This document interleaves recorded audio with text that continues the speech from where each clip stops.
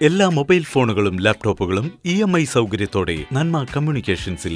നന്മ communications, Kodungallur.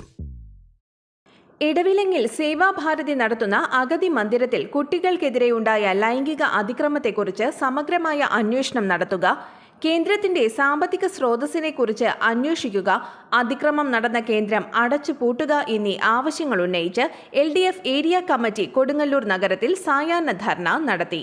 CPI ജില്ലാ executive അംഗം KG ശിവാനന്ദൻ ഉദ്ഘാടനം ചെയ്തു. CPM area secretary KR Jaithran അധ്യക്ഷത വഹിച്ചു.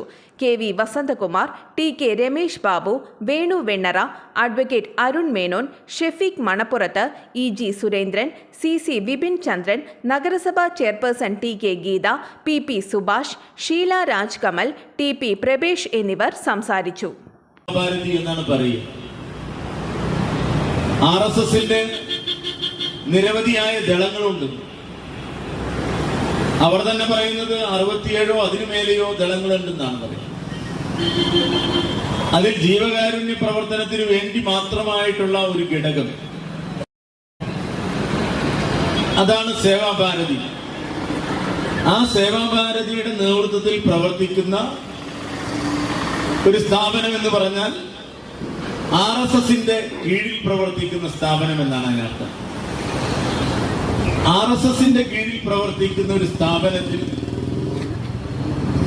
ഇത്തരത്തിൽ നടപടികൾ ഉണ്ടാകുമ്പോൾ അതിന്റെ ഉത്തരവാദിത്തപ്പെട്ടവർ എന്താണ് പറയുന്നത് എന്നറിയാൻ പൊതുസമൂഹത്തിന് താല്പര്യമുണ്ട്. എന്നാൽ RSSന്റെയോ സേവാഭാരതിയുടെയോ ഉത്തരവാദിത്തപ്പെട്ട ആരും തന്നെ ഈ കാര്യത്തെ സംബന്ധിച്ച് ഒരു വിശദീകരണവും നടത്തിയിട്ടില്ല.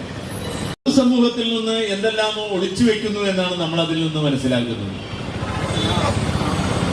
എന്തുകൊണ്ടാണ് ഇത്തരത്തിൽ പലയിടങ്ങളിലും അഗതി മന്ദിരങ്ങളെ പരിപാലിക്കുന്ന ഒരു സ്ഥാപനത്തിന്റെ ഉടമകൾ ഈ സംഭവത്തെ കുറിച്ച് ഒരു പ്രതികരണവും നടത്താതിരുന്നു?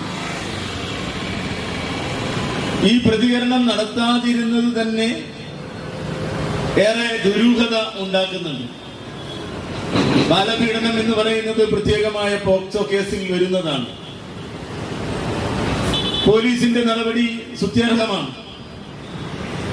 എന്നാൽ പോലീസ് നടപടി അതുകൊണ്ട് അവസാനിപ്പിക്കരുത് എന്നാണ് LDF ആവശ്യപ്പെടുന്നത്.